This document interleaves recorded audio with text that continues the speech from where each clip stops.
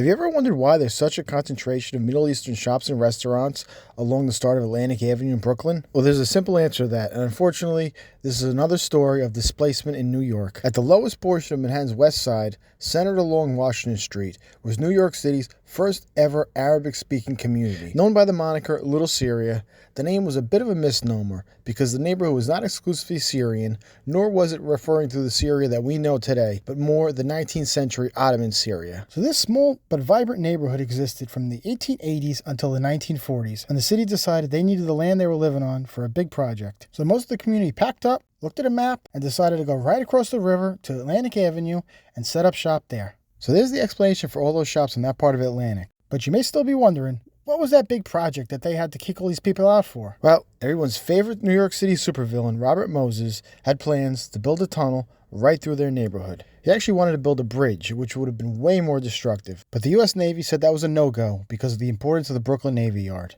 The exit and entrance ramps for the tunnel basically required 4 entire city blocks to be raised.